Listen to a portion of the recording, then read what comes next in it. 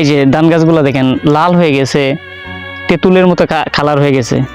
আজকে অনেকদিন পর জমিতে আসলাম দেখার জন্য, দেখে আসলে আমার কোনো কিছু কাজ করতেছে না মাথায়। দেখেন আমি আপনাকে প্রথমেই বলি, আমি কিছুদিন আগে এই জমিগুলো লাগাইছি, মানে বোরো ধানের যে মৌসুম ছিল তখন। আপনারাও ভিডিওতে দেখছেন, আমি ধানের চারা যখন রোপণ করি ভিডিওগুলা ফেসবুকে পোস্ট করছি।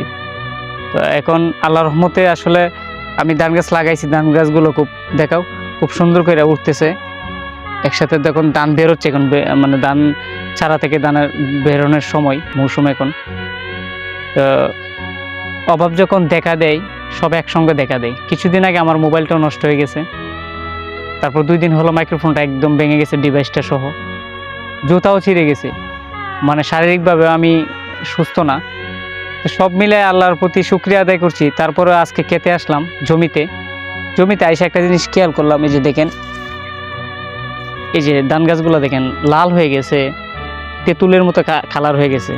এটা নাকি মানে আমার একজন পাশের চাচাই বলল, তাকে দেখাইলাম, সে বললো যে এটা তেঁতুলিয়া। তো এইভাবে যদি আমার পুরা জমিতে যদি এরকম হয়, তাহলে আসলে আমি কি নিয়ে বাঁচবো, বা আমার যে গোটা বছরের যে এখানে খোরাক মানে যোগান, খাবারের যে যোগান, আসলে রিজিক তো সবসময় বরাদ্দ থাকে, তারপরেও কোনো একটা উসিলা হয়, যদি এটা হয়ে যায়, নষ্ট হয়ে যায়, তাহলে আমি কি খাবো, মা বাবা ভাই বোন যারা আছে।